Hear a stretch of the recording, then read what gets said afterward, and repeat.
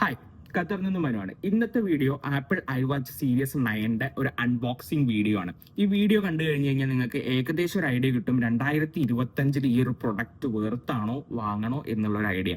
പിന്നെ ഈ ഒരു പ്രൊഡക്റ്റിന്റെ കുറച്ച് അടിപൊളി കിടുക്കാച്ച ഫീച്ചേഴ്സും കൂടി ഞാൻ ഈ വീഡിയോയിൽ ഇൻക്ലൂഡ് ചെയ്യുന്നുണ്ട്. അപ്പൊ ആദ്യം നമുക്ക് നേരെ ഇതിന്റെ അൺബോക്സിംഗ് വീഡിയോയിലേക്ക് പോകാം. അപ്പം ഇതാണ് നമ്മുടെ പ്രൊഡക്റ്റ്. അങ്ങനെ നേരെ അൺബോക്സിംഗിലേക്ക് പോവാം. പാക്കേജിങ് എല്ലാം അടിപൊളിയാണ്. ഇങ്ങനെ രണ്ട് സെക്ഷനായിട്ടാണ് വരുന്നത്. ഒരു സ്ട്രാപ്പും പിന്നെ നമ്മുടെ വാച്ചും ചാർജറും അടങ്ങുന്ന ഒരു ബോക്സ്. അപ്പം നമുക്ക് മെയിൻ കണ്ടന്റായ ഈ സംഭവം തന്നെ ഓപ്പൺ ചെയ്ത് നോക്കാം. ഓക്കെ, ഇതാണ് മെയിൻ പ്രൊഡക്റ്റ്. ഇതിൽ designed by Apple in California എന്ന് എഴുതിയിട്ടുണ്ട്. ഇതാണ് നമ്മ ഐറ്റം. ഓക്കെ, പിന്നെ പെട്ടിക്കകത്ത് വേറെ ഐറ്റംസ് എന്ന് പറയുന്നത് ചാർജർ ഉണ്ട്, വയർലെസ് ചാർജിങ് കേബിൾ, അതിൻ്റെ ഡോക്ക്, ചാർജിങ് കേബിളും അതിൻ്റെ ഡോക്കും അത്യാവശ്യം നല്ല ക്വാളിറ്റിയുള്ള മെറ്റീരിയലാണ്. 16 സീരീസും 15 സീരീസും ഫോണിലൊക്കെ കണ്ടുവരുന്ന സെയിം ചാർജിങ് കേബിളിൻ്റെ മെറ്റീരിയലാണ് ഇതിലും യൂസ് ചെയ്തിട്ടുള്ളത്. അത്യാവശ്യം ക്വാളിറ്റി ആയിട്ടുള്ള ഒരു ഇൻബിൽറ്റ് സിലിക്കൺ സ്ട്രാപ്പാണ് പെട്ടിക്കകത്ത് വന്നിട്ടുള്ളത്. പക്ഷേ ഒരു പ്രശ്നം എന്താണെന്ന് വെച്ചാൽ എൻ്റെ കൈക്ക് അതൊരു പോയിന്റ് ലൂസായിരുന്നു. അതുകൊണ്ട് ഞാൻ സെപ്പറേറ്റ് ഒരു സിലിക്കൺ സ്ട്രാപ്പ് സെപ്പറേറ്റ് വാങ്ങിയിട്ടുണ്ട്. അതും അടിപൊളി സ്ട്രാപ്പാണ്, കംഫർട്ടാണ്. ഇതാണ് നമ്മുടെ മെയിൻ പ്രൊഡക്റ്റ്. ആ ഒരു ഫുൾ ബ്ലാക്ക് കളറ് കാണാൻ എന്ത് രസമാണെന്നറിയോ. ഞാൻ നിങ്ങൾ എടുക്കുകയാണെങ്കിൽ റെക്കമെൻഡ് ചെയ്യുന്നത് 45 mm തന്നെ എടുക്കുക. കാരണം ചെറിയ കൈയാണെങ്കിലും വലിയ കൈയാണെന്നുണ്ടെങ്കിലും 45 mm കറക്റ്റാണ്. അതിൽ 42 mm വരുന്നുണ്ട്. അത് പക്കാ ചെറുതായിരിക്കും. അതായത് ടൈപ്പ് ചെയ്യാനും ഒക്കെ വളരെ ബുദ്ധിമുട്ടായിരിക്കും എന്നാണ് എനിക്ക് തോന്നുന്നത്. ഇത് പെർഫെക്റ്റാണ്. കയ്യിൽ കെട്ടുമ്പോൾ കറക്റ്റ് പെർഫെക്റ്റാണ്. ഇത് നമുക്കൊന്ന് ഓൺ ചെയ്ത് നോക്കാം. ഓൺ ചെയ്തിട്ട് വളരെ സിമ്പിളാണ് ഫോണായിട്ട് കണക്ട് ചെയ്യാൻ. ഒരു QR കോഡ് ഇതിൽ തെളിഞ്ഞു വരും. ആ QR കോഡ് ഫോണിൽ സ്കാൻ ചെയ്ത് കഴിഞ്ഞ് കഴിഞ്ഞാൽ നേരെ ആപ്പിൾ വാച്ചിലേക്കാണ് കണക്റ്റ് ആവുന്നത്. ഫസ്റ്റ് ഒരു അപ്ഡേഷൻ ഉണ്ടായിരുന്നു 600 MB. ആ 600 MB അപ്ഡേഷൻ കഴിഞ്ഞപ്പോൾ സംഭവം സെറ്റായി. പിന്നെ ഈ 2 പോയിന്റ് എന്ന് പറയുന്നത് പുതിയ സ്ട്രാപ്പുകളെല്ലാം ലോക്ക് ചെയ്തിടാനുള്ളൊരു ലോക്കാണ്. സൈഡിൽ ലോക്ക് ബട്ടൺ ഉണ്ട്, മൈക്രോഫോൺ ഉണ്ട്, ഇതാണ് ക്രൗൺ കീ, പിന്നെ സൈഡിൽ വരുന്ന ഈ സ്പീക്കർ. അങ്ങനെ അൺബോക്സിംഗ് വീഡിയോ കഴിഞ്ഞ സ്ഥിതിക്ക് ഇനി ഞാൻ പറയാൻ പോകുന്നത് ഈ വീഡിയോയിൽ ഈ സാധനത്തിന്റെ 3 കിഡിലൻ ഫീച്ചേഴ്സും പിന്നെ എന്തുകൊണ്ടാണ് ഞാൻ സീരീസ് 9 സെലക്ട് ചെയ്തത്. ഇപ്പൊ മാർക്കറ്റിൽ 10 ഇറങ്ങിയ സ്ഥിതിക്ക് പിന്നെ എന്തുകൊണ്ടാണ് ഞാൻ 10 എടുക്കാണ്ട് 9 സെലക്ട് ചെയ്തത് എന്നും കൂടി പറയുന്ന ഒരു സെക്ഷൻ ഈ വീഡിയോയിലുണ്ട്. അപ്പോൾ വീഡിയോ മൊത്തമായിട്ട് കണ്ടുനോക്കുക. അപ്പോൾ നിങ്ങൾക്ക് ഏകദേശം ഒരു മൊത്തം ഐഡിയ കിട്ടും. ഇതിലെനിക്ക് ഏറ്റവും ഇഷ്ടമുള്ള, എനിക്ക് ഏറ്റവും യൂസ്ഫുൾ ആയിട്ടുള്ള 3 ഇമ്പോർട്ടൻ്റ് കാര്യങ്ങൾ ഞാൻ പറഞ്ഞുതരാം. ഒന്നാമത്തേത് ഈ ക്യാമറ ആപ്ലിക്കേഷൻ തന്നെയാണ്. അതായത് ഓൾ ആപ്ലിക്കേഷനിൽ പോയി കഴിഞ്ഞതിന് ശേഷം ക്യാമറ ഓപ്പൺ ചെയ്യുക. ഓപ്പൺ ചെയ്ത് കഴിഞ്ഞാൽ നമ്മൾ ഫോണിലുള്ള ക്യാമറ ആയിട്ട് ഇത് കണക്റ്റ് ആവും. കണക്റ്റ് ആയി കഴിഞ്ഞ് കഴിഞ്ഞാൽ പിന്നെ നമ്മളൊരു ട്രൈപോഡൊക്കെ വെച്ചിട്ട് ഒരു സെൽഫി അല്ലെങ്കിൽ ഒരു ഗ്രൂപ്പ് ഫോട്ടോ ഒക്കെ എടുക്കുകയാണെന്നുണ്ടെങ്കിൽ ഒരാൾ ടൈമറിനേക്ക് ഓടിപ്പോയിട്ട് ആ ഫ്രെയിമിൽ നിൽക്കൊക്കെ വേണ്ടേ.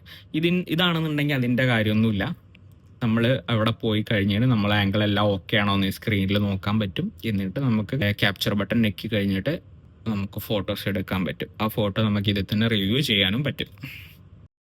പിന്നെ ഈ വാച്ചിൻ്റെ വേറൊരു ഇൻട്രസ്റ്റിംഗ് ഫീച്ചർ എന്താണെന്ന് വെച്ച് കഴിഞ്ഞാൽ ഇതിൻ്റെ ഹാൻഡ് ജസ്റ്റർ ഫീച്ചേഴ്സാണ്. അതായത് നമുക്ക് വാച്ച് കൈകൊണ്ട് തൊടേണ്ട കാര്യമില്ല.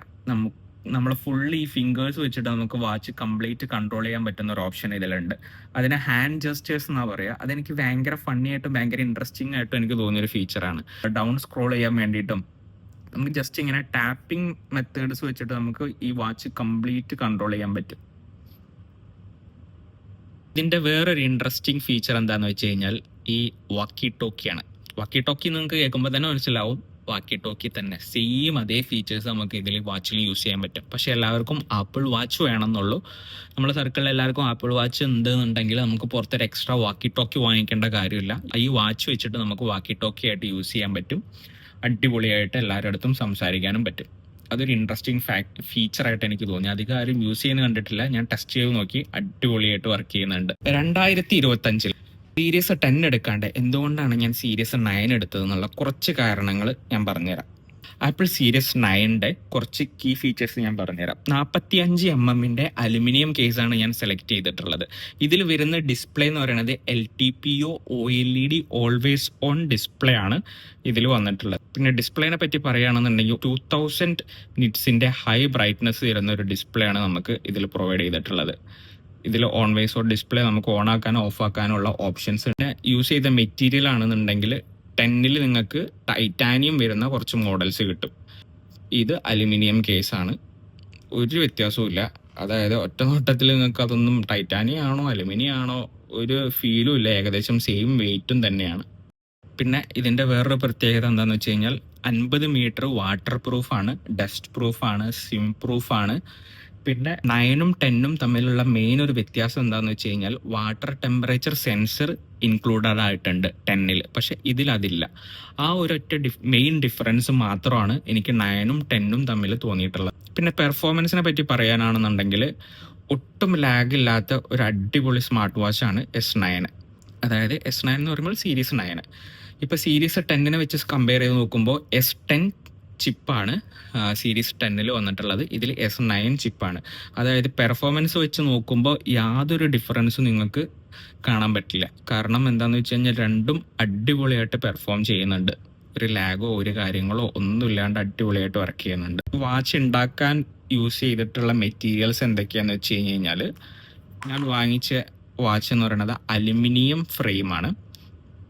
മിഡ് നൈറ്റ് എന്ന് പറയുന്ന കളറിലെ അലുമിനിയം ഫ്രെയിമാണ് ഞാൻ യൂസ് ചെയ്തിട്ടുള്ളത്. പിന്നെ ബാറ്ററിയുടെ കാര്യം പറയുകയാണെന്നുണ്ടെങ്കിൽ ബാറ്ററി രണ്ടിലും, അതായത് 9ലും 10ലും സെയിം ബാറ്ററിയാണ്.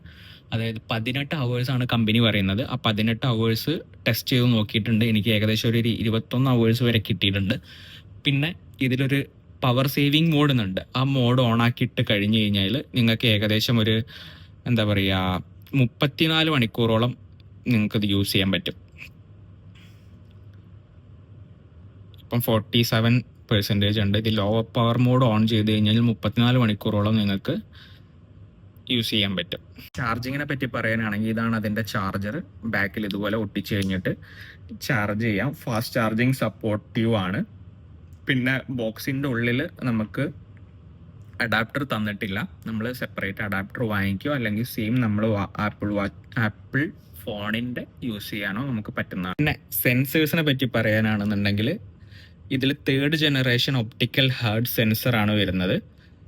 സൈഡിൽ സ്പീക്കർ ഉണ്ട്. ഇതിന്ന് വരുന്നൊരു സൗണ്ട് ചെറുതാണെന്നുണ്ടെങ്കിലും അത്രയും ക്രിസ്പ് ആൻഡ് ക്ലിയർ സൗണ്ടാണ്. മൈക്രോഫോൺ ആണെന്നുണ്ടെങ്കിൽ ഒരു ഇൻബിൽറ്റ് മൈക്രോഫോൺ ഉണ്ട്. ഞാൻ കോൾ ചെയ്ത് ടെസ്റ്റ് ചെയ്ത് നോക്കി, അത്യാവശ്യം നല്ല ക്ലിയറിൽ നമുക്ക് സംസാരിക്കാൻ പറ്റുന്നുണ്ട്. എല്ലാ സ്മാർട്ട് വാച്ചിലും ഉള്ളതുപോലെ സ്ലീപ്പ് ട്രാക്കിംഗ് ഉണ്ട്, നോയ്സ് മോണിറ്ററിംഗ് ഉണ്ട്, ജിം കിറ്റ് ഉണ്ട്, അതായത് സൈക്ലിംഗ് ചെയ്യുന്നതിൻ്റെ ഉള്ള മോഡ്സ് ഉണ്ട്. അങ്ങനെ എല്ലാ സ്മാർട്ട് വാച്ചിനെ പറ്റിയിട്ടൊരു ഫുള്ളി ലോഡഡ് സാധനം എന്ന് വേണമെങ്കിൽ പറയാം. പിന്നെ കണക്ടിവിറ്റിനെ പറ്റി പറയാനാണെങ്കിൽ ഞാനിവിടെ സെലക്ട് ചെയ്തത് GPS മോഡലാണ്. ഇതിൽ 2 ഓപ്ഷനാണ് വരുന്നത്, ഒന്ന് സെല്ലുലാർ മോഡലും ഒന്ന് GPS മോഡലുമാണ്. അപ്പോൾ സെല്ലുലാർ മോഡൽ എടുത്തു കഴിഞ്ഞാൽ എന്താ പ്രശ്നം എന്ന് വെച്ച് കഴിഞ്ഞാൽ ബാറ്ററി പെട്ടെന്ന് ഡ്രെയിൻ ആവുന്നൊരു പോലെ ഞാൻ കണ്ടു. അതായത് ഞാൻ കുറച്ച് യൂസ് ചെയ്തതിന് ശേഷമാണ് ഞാൻ പറയണത്, ബാറ്ററി വളരെ കുറവായിട്ട് നിൽക്കുന്നത് പോലെ തോന്നി. കാരണം ഫോണിൻ്റെ ആ സിമ്മും കൂടിയും കണക്ട് ചെയ്തിട്ടുണ്ടല്ലോ, അതും കൂടി എക്സ്ട്രാ ചാർജ് വലിക്കുന്നുണ്ട് എന്നാണ് എനിക്ക് തോന്നുന്നത്. പിന്നെ അതുകൊണ്ടാണ് ഞാൻ GPS മോഡൽ എടുത്തത്. കാരണം ഫോൺ എപ്പോഴും പോക്കറ്റിൽ കൊണ്ടു നടക്കാൻ താല്പര്യമില്ലാത്ത ആൾക്കാർ സെല്ലുലാറുള്ള ഓപ്ഷൻ എടുത്താൽ മതി എന്നേ ഞാൻ പറയുള്ളൂ.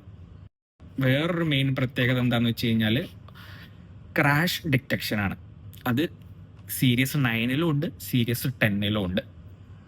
അങ്ങനെ ഓവറോൾ പറയുകയാണെന്നുണ്ടെങ്കിൽ 2025 നിങ്ങൾക്ക് വായിക്കാൻ പറ്റിയ ഒരു ബെസ്റ്റ് ആപ്പിൾ വാച്ച് എന്ന് വേണമെങ്കിൽ പറയാം. കാരണം സീരീസ് 6ഉം 7ഒക്കെ ഉള്ളവർ സീരീസ് 9ലേക്ക് അപ്ഗ്രേഡ് ചെയ്യണം എന്ന് ഞാൻ പറയില്ല.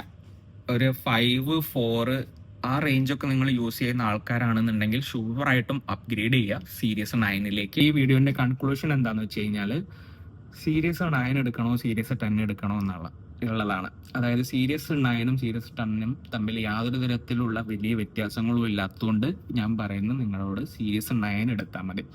കാരണം വേറൊരു വാട്ടർ ടെമ്പറേച്ചർ സെൻസറിന് വേണ്ടിയിട്ട് നമ്മൾ ഇത്രയധികം പൈസ എക്സ്ട്രാ കൊടുക്കണം എന്ന് ഞാൻ പറയുന്നില്ല.